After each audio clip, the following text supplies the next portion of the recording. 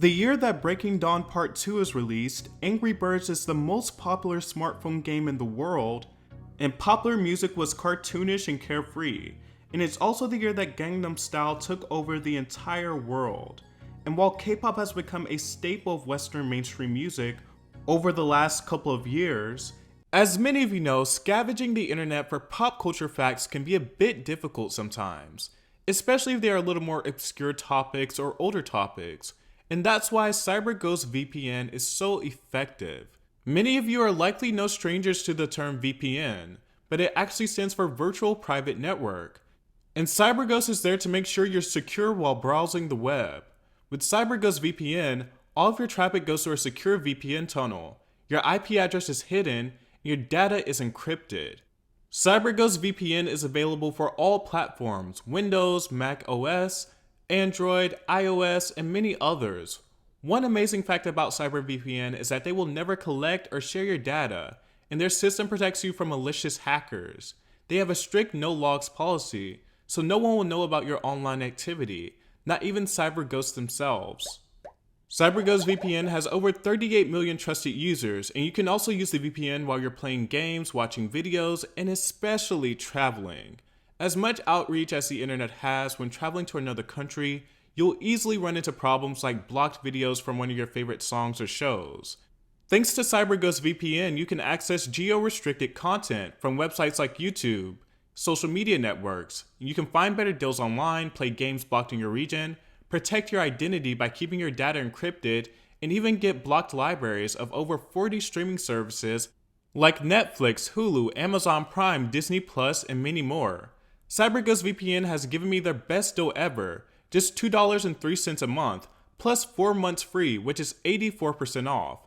They have a 45-day money-back guarantee, so there will be absolutely no risk to try and get out. So click the link in the description to get a hold of this deal, and a special thanks to CyberVPN for sponsoring this video. It wasn't too long ago that a song sung in Korean, making its way into the top 10 of the Billboard Hot 100, would seem unfathomable.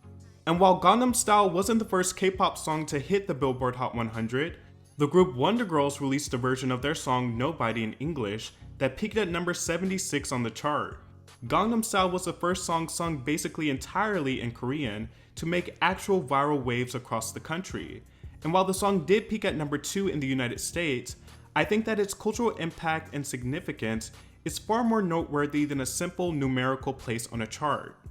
Born in 1977 in the Gangnam district of South Korea, Psy says that watching Queen perform Bohemian Rhapsody at Wembley Stadium on television sparked his love for music. Originally attending Boston University in order to study business, Psy dropped out after one semester and started attending Berklee, a prestigious music college in the Boston area. However, Psy also dropped out after a while and returned to South Korea to begin pursuing music professionally. Psy's first couple of albums sparked a lot of controversy when released in the early aughts due to Korea's more conservative ideals in mainstream music. His unconventional lyrics, dance moves, and overall appearance was outside of the norm in the country at the time. Following his mandatory military service, Psy signed to YG Entertainment in 2010, and it's there that he released the lead single from his 6th studio album, Gangnam Style. There's no formula for virality, and so it's impossible to entirely quantify exactly how and why Gangnam Style made the splash it did. But a huge part of it came from the video. The galloping-like dance moves proved hugely popular with audiences, and schoolyards all across the globe were full of kids imitating Psy's signature moves. Its influence felt imminent, sparking a trend of dance-centered viral songs accompanied with outlandish and funny videos, such as the Harlem Shake, Thrift Shop by Malcolm Moore and Ryan Lewis, Turn Down for What, and What Does the Fox Say, just to name a few.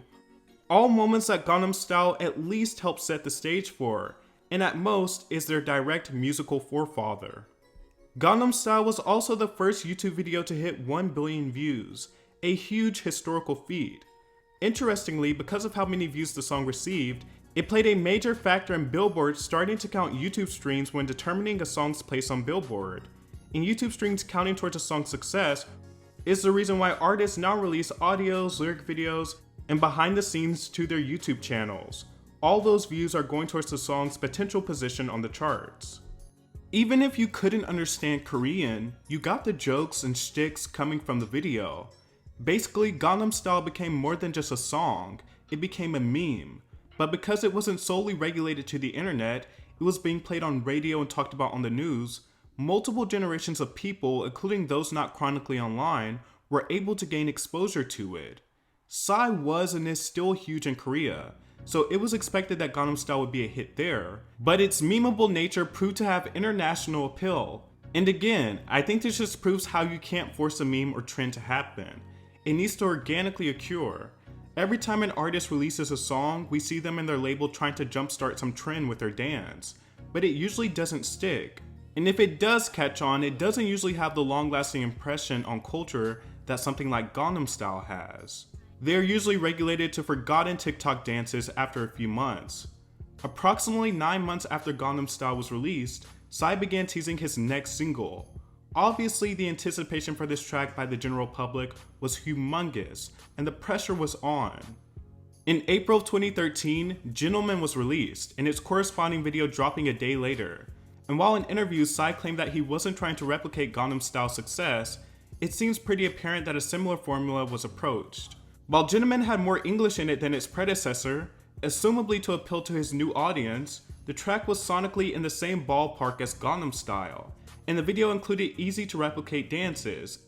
And at the risk of sounding too conspiratorial, the word gentleman is even incredibly similar looking to Gangnam Style, so there's a sense of familiarity there. And despite mixed reviews from critics, the song performed well. It hit number 5 on the Billboard Hot 100, and also has over 1 billion views on its music video. Of course, I think a lot of this success can be summed up due to the fact that it was Gangnam Style's successor. I doubt it would have gone viral if Gangnam Style had never existed, but then again, Gangnam Style was such a lightning in the bottle, once in a lifetime type of moment, that we really can't fault Psy for that. Don't forget to click the link in the description to get a hold of this special offer that is available to all of my subscribers. Gain full access to all blog content on the internet, and there's a 45-day money-back guarantee, so once again, there's absolutely no risk to trying it. The next year in 2014, Psy dropped Hangover with a Snoop Dogg verse, and while it performed poorly in comparison to Gentleman and Gangnam Style, it still peaked at number 26 on the Billboard Hot 100. Psy's dropped numerous singles and albums since then, and again, while they've been successful, they've never matched Gangnam Style's success. But like I said, Gangnam Style's success was unparalleled, and Psy made history on multiple fronts with that song. That's not a bad legacy to leave. So more than a decade later, unlike chunky necklaces and going out blazers, I think Gangnam Style made a pretty positive impact on the culture. And while viral dances and songs haven't gone anywhere, I do think there was something more special about a time when entire 4-minute songs and videos would blow up, not just 15-second TikToks. Gangnam Style also paved the way for other Korean songs to find their homes on the Billboard charts. It would be interesting to see what America's relationship to K-pop would be like in a world where Gangnam Style never existed.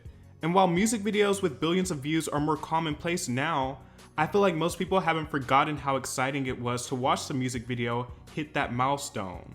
It'll also be interesting to see how viral dances are decimated post-TikTok. But regardless of the medium, there's always going to be some fun, random, silly songs that makes its way into everybody's phone. It just so happens that Gangnam Style has a much more significant legacy in helping break down barriers and sparking trends.